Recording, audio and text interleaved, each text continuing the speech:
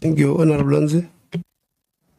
I was rising on a point here to say, can we cut the minister, because you'll end up cutting us because of time, unless she doesn't mind staying here until 6 p.m. But her responses are very long. I don't know now, because she's leaving and my questions are directed to her, and it's my turn. She wants to go to the bathroom. Maybe you can give someone else and then I'll come back when she's back. Oh, no, it's fine. We'll take a 5-minute break. Yeah. No. Honorable Lonzi has long said he's going to assist me to check. Now we'll take a 5 minutes break.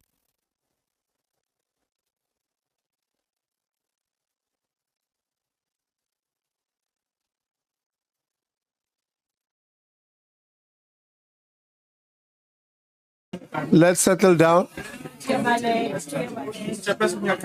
Yeah. Yeah, but solve your problem first. Solve.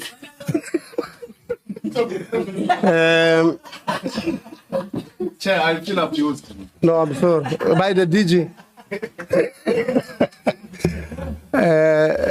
Let's start, colleagues. I managed to speak to our technical team during the break to find out what would have happened during that period of no sound.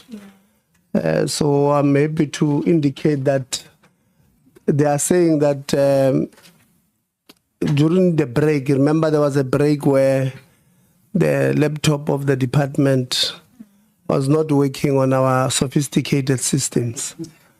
And then they mistakenly touched the sound button into an off channel. But thanks to you members and those at home who notified us on time, were able to restore sound. There was no censor there, because I know some people might think we wanted to censor people not to hear what we're dealing with. So I thought it's very important that we clarify that it was a technical mistake from our technical people. So, Honorable Lonzi, I am going to give to you now. Thank you. No, thank you very much, Chairperson. Minister, it's leadership to say that people of South Africa, we did this process and we realized that there were some mistakes or errors on the way. And as the department, we're now taking a decision to restart the process. That's leadership. It's not a sign of weakness. It's not making yourself to look bad. In fact, if anything, it demonstrates to the people of South Africa that you are a listening department, that when they say we don't agree, you are able to humble yourself and come and say, we have heard your cries and we apologize for how things happened. We are now restarting the process. But what is not leadership, Minister, is when you are restarting the process, but you are still insisting that there was nothing wrong with the process. There is absolutely no one, no rational person, no ordinary person, not a single person in South Africa that can buy that story. You can't say the process was beyond reproach. You can't say there was no flaws in the process. You can't say we complied with everything. There were no mistakes. There were no errors. The candidates were of perfect standards. The candidates were so perfect. Everything was proper, but we're restarting the process. Because the common sense question then will become, why are you restarting the process if there was nothing wrong with the process to begin with? Because you are the leadership of the department. You don't get forced by anyone. You can't be told by social media that this thing is wrong and then you decide to take instructions from social media. You have to do a personal self-review as the leadership of the department. Now, I want to ask again, Minister, and I hope this time you are going to demonstrate some level of humility, because we simply do not buy the argument that you are saying there was totally nothing wrong with the process In fact, your TDG on CETA coordination even says the process was perfect, which means it was 100%. Now, why are you restarting the process if the process was perfect? Why can't you show leadership and humility and say, people of South Africa, this process was not perfect. And because we have heard your cries, we are now going to restart the process. We are now going to make sure that the children of ministers and politicians are not given priority over the people of South Africa. We're going to make sure that these sitters are not captured by the ANC. We're going to make sure that these sitters are not given to politicians to loot them.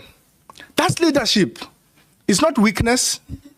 It's showing humility that I'm a listening minister. I'm not an arrogant minister. So very quickly, Minister, and if you insist, it's fine. I'll move on to my next question because I don't have time. I wonder if you want to reconsider your attitude of saying the process was perfect. Because if the process was perfect, you were not going to restart the process. Over to you, Minister. Thank you so much, Honorable Lonzi, for your question.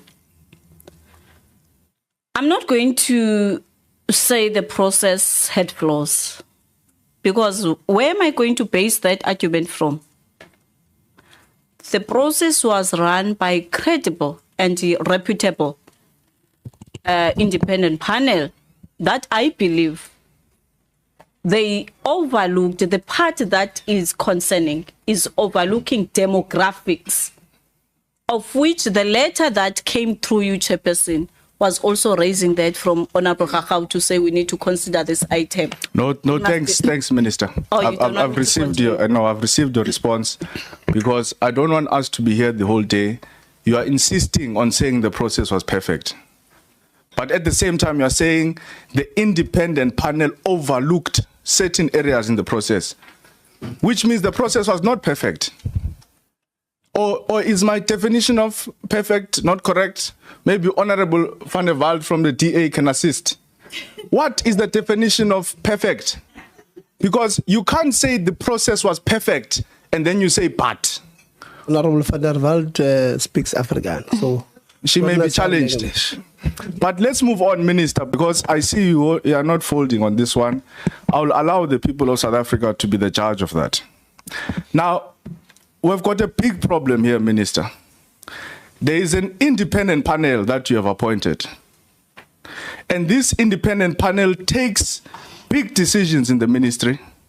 You have even said to us this independent panel assisted you to appoint people into the NSFAS board. A very important institution in South Africa. Yeah. It may even assist you to make ministerial deployments to councils, university councils, to TVET colleges. And now this panel is the one that brought you before this committee. Why? Because this panel recommended these names to you that you have withdrawn. Now, I've got a problem when you say you cannot give us the names of these panelists. It's a shadow government. We don't know who. There are people who are taking very serious decisions on behalf of the ministry, on behalf of the department, and clearly you as a minister, you take these people very seriously because you listen to their recommendations. But you're saying, I can't give you the names of these people. Who are these people? Why must they not be told to the people of South Africa? We need to know, who are they? What if they are your friends? What if they are your family members? What if these people even themselves are of questionable character? Because this is a public institution. It's not a private company. If you're running a private company, maybe we would have accepted your explanation that I can't give you the names of these panelists. You are running a public institution. Wes, higher education, which deals with day-to-day issues affecting students, affecting young people. You are saying to us, you have a secret panel. We're not asking you to give us their locations. We're not asking you to give us their address. We're not asking you to give us their phone numbers. We want the profile of who are these panelists that are recommending names to our minister. And the minister clearly takes these people seriously because we've got an NSFAS board because of this independent panel, secret panel. We have seater appointments because of this secret panel. Council deployments to institutions and TVET colleges are going to be made because of this secret panel. So I ask again, Minister, what are the names of these panelists who are advising you to make very critical appointments in institutions of higher learning, in government, in the SETAs, in NSFAS? We want to know who they are, because they could be your friends. Thank you so much, Honorable Lonzi, for your questions. I think we need to understand governance. Governance 101, how institutions work. There are advisory bodies in each and every governance system, be it a department. If you can go around and look around from those various departments, there are advisory bodies that advise the minister on certain issues. So, sorry. No, Minister. I listen to you. You must also listen to me when I'm responding to questions. Through you, Chairperson. Yeah, Honorable Kaka. Chairperson, I understand that it's not nice to be put in a spot, right? And I understand that the nature of this conversation, because it's personal, is heated and uncomfortable. But that can never justify there being a firing of attitude and a disrespect altogether to members that question. The minute you say yes, conscientiously, you say each and every decision that I take is open for scrutiny. And that is the spirit that the minister is supposed to have in answering questions about the decisions that she makes while under the payroll of the Republic of South Africa. No, thank you, Minister. I think members have got a pressure of time. So if they feel like the questions that they have asked is not being responded to, or were taking long to respond, they may interject. And we must try by all means not to have, dialogue amongst ourselves. So maybe let's try and be patient with one another, listen to one another, but let's take cognizance to the fact that members may be under pressure because of the time constraint that we have. So if they ask, or look, it's okay, maybe you are not going to my answer, let's not take it as a disrespect and then fight with them. I think let's, as much as I've got a responsibility to protect you as our invitees to the meeting, I also have a responsibility to protect these members from being attacked. I think, so let's try and work it that way. Honorable Lonzi. Chair, I don't know why the minister is telling me about advisory councils. There's no one in South Africa who doesn't know that there are advisory bodies. Even the presidency has gotten advisory bodies. But if the advisory body of the president takes that advisory body so serious that it even tells him who must be a judge in South Africa, who must be a minister in South Africa, who must be a commissioner in South Africa, then the people of South Africa deserve to know who are these advisors to the minister. The minister can't say to us, he can't tell, I know that the advisors can't say, let's know the law or the advice. I know the advisor. That's not my question. My question is, who are these advisors to the minister that the minister listens to and takes so seriously that she takes very big and critical decisions in the department? Why is the minister refusing to tell us? Who are these advisors that are advising you, minister?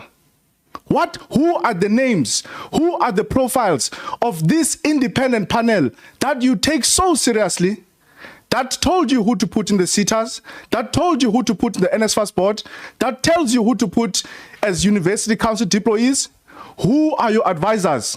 Is it your mother? Is it your sister? Is it your friend? Is it a boyfriend? Is it a girlfriend?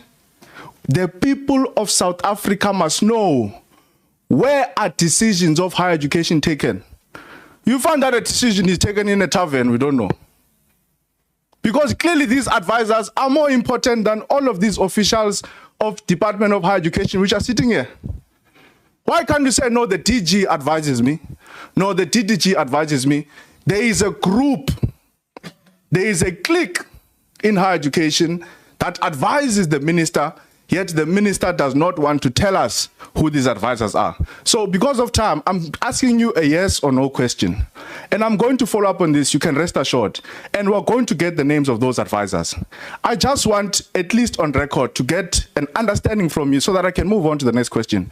Are you willing to tell us who are these people that advise you to make appointments to SETAs, to make appointments in NSFAS, to make appointments to universities, to make appointments in TVET colleges? Yes or no? So that I can move on to the next question. Thank you, Minister.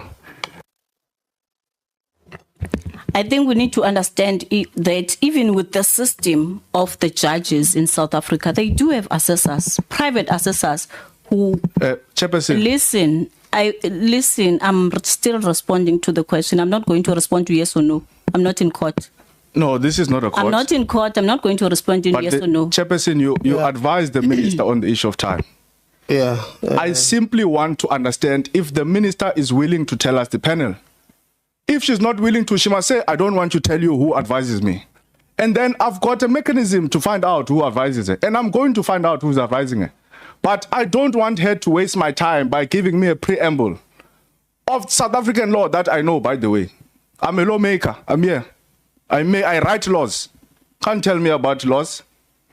I'm asking the minister a simple question. I don't have time, Chair. Is the minister willing to tell the people of South Africa? Is the minister willing to tell this committee? Is the minister willing to be open, transparent, and accountable and tell us who advises her to make deployments to NSFAS, to make deployments to SETAs, to make deployment in institutions of higher learning? If she's not willing, she can just say, I'm not willing. So that I can move on to the next question, Chairperson. I'm asking you now, Chair, not the minister. Please, can you assist in this process? Yeah, I'd opened my mic to assist and you went on. And you know, when I stop you, man, I've got police outside, so. No, it's okay. It was on a lighter note. Colleagues, I did say that let's try and find ways of asking and answering questions so that we are able to get to the bottom of what is the problem. But if we are combative in answering and defensive in answering, we're not going to get anywhere. I think Minister, when the member says maybe yes or no, it's not necessarily out of disrespect.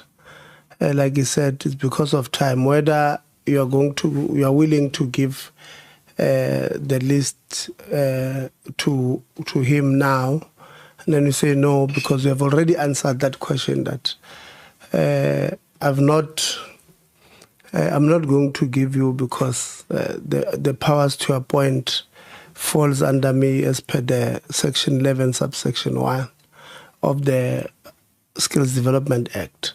So it would not have been wrong to say, no, I'm not willing to give, so that he moves on to the next question, because that part, I think it was asked by Honorable Maseko, you clarified. It was asked by Honorable Msanzana, you clarified. So he says, don't clarify, just give me a yes or no. So I don't think it's a fair question. It's an unfair question to say yes or no as he had asked. So let's try and be direct on this one, Minister. Thanks. So it is not compulsory for me to disclose the independent assessor, the independent panel that is assisting the minister. I'll first find out from them, get consent, if they are happy that I disclose their names. I cannot just come here and disclose information. I need to comply with the relevant legislation. I'm not going to respond to yes or no, unfortunately. Yeah, I'm going to give you an answer. I think I'm happy with the answer where you say, because earlier on you had indicated that these people, you are not paying them. And therefore, you may need to get their consent on whether to make their names public. That answer, I think, it's fair to say, because I don't have, if we were paying them through the state, then I would say, then you don't need that consent, but you are not. They are voluntary. So I take the answer that says I won't be. I'm not at liberty to disclose now. I'll get a consent and come back. So at the end, Honorable Lonzi will get when we close the meeting or we make the summary, we'll then agree on timelines, even on this particular one. Continue, Honorable Lonzi. No, thank you. I don't take that response from the minister. And like I said, I will make sure that we get those names. Because even if we're not paying these people are exercising public power because they've got influence on the minister. They advise the minister who to appoint in NSFAS, who to appoint in SITAs. They advise the minister how public money is spent. And clearly the minister takes them very seriously, because she says to us, I listen to this independent panel. So we're going to follow up on that, but in the interest of time, we'll quickly move on. TDG on my second last question on coordinating of SITAs, so I can give the minister time to drink water. Now, are you aware, and let's try to do this one quickly, TDG. Are you aware that there was a CEO of Facet SITA that was suspended in December, that was undergoing a hearing or a DC of some sort? It's just a yes or no? Yes, I'm aware. Is the hearing or the DC completed? I'm not aware. You are the TDG that coordinates SITAs. You are not aware that a CEO is suspended, and you are not aware that the DC or the hearing has been completed? Really? Chairperson, can I respond to that? I'm aware that the CEO was suspended. I'm also aware that he was irregularly suspended. The SITA CEOs are appointed by the minister, and so the suspensions must be approved by the minister. Just to come in here, you said to me you are aware that the person is suspended. You are aware that there was a DC. Now, how do you determine that the suspension is irregular if you have not allowed the process to conclude? Because you can't. Hold on, Honorable Lonzi. Okay. Please. Let's not disrupt our meeting. Differently. Did you write to the entity and say, we believe that this suspension is irregular, therefore we're setting it aside? Yes. What process did you then follow as a department to establish whether or not this suspension was irregular, if you are not aware that the DC is complete or not complete? Through you, Chairperson, can I be allowed to clarify the process, how it unfolded? We are aware that the CEO has been suspended. We processed the issue of suspension. The department was notified about the CEO's suspension, but the notification was not in compliance with the legislation, because procedurally, since CEOs are appointed by the minister, there is no accounting authority that has the power to suspend the CEO without the minister's consultation, concurrence, or approval. So in this case, the minister was notified the same day the CEO was suspended. That it did not afford the minister the space and time to apply her mind with regards to the matter. As a result, this suspension, we found it to be irregular in terms of procedural matters. The matter has not even gone to the issues of the merits.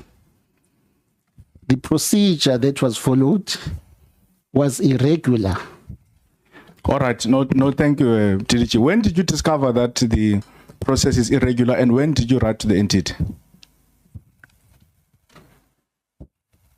I can establish the records for you and respond if you can give me a minute. All right. In closing, Minister, I really believe that it is very unfortunate that you are not willing to humble yourself on this matter. Because sitters in South Africa now know they don't have boards. They don't have accounting authorities, rather. They don't have chairs of boards. But you are unwilling to say, South Africa, yes, we may have gotten certain things right, but certain things were overlooked. We apologize, therefore we are restarting the process. You are still arrogantly saying the process was perfect. The process was above, beyond reproach. We complied with everything. If the process was perfect, why are you restarting it? Why are you restarting the process? It was perfect. Let's bring Guatemal's son back. Let him chair the sitter. Let's bring ANC comrades. Let them chair. The process was perfect. They're qualified. Thank you very much. So, thank you very much. It's very unfortunate of you, Minister. I'm closing, Chair. Yeah. That you are not willing to humble yourself before the people of South Africa and say, I made a mistake, therefore I'm restarting the process. My last question, and then I won't come back. Again, please don't run around this question. It's a very straightforward question. Did President Cyril Ramaphosa say to you, after seeing the outcry, after seeing the objections, did he come to you and say, Minister, you must restart this process? Yes or no?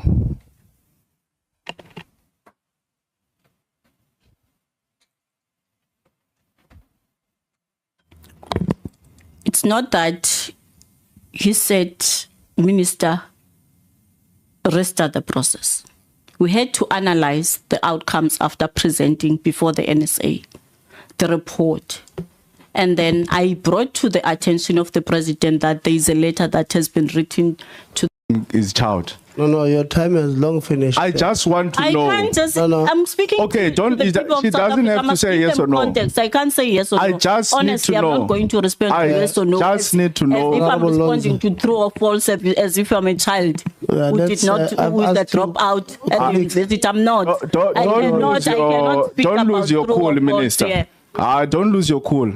I'm used to It's fine. people like Honorable that. Lonzi, it's fine.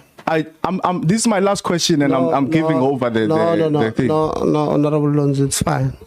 The alarm long rang. But Chair, she And has I not gave you- answered my question. I gave you even that was grace. No, even that was grace, and now you guys are abusing my grace, Honorable Governor. You can't run away from me, Minister.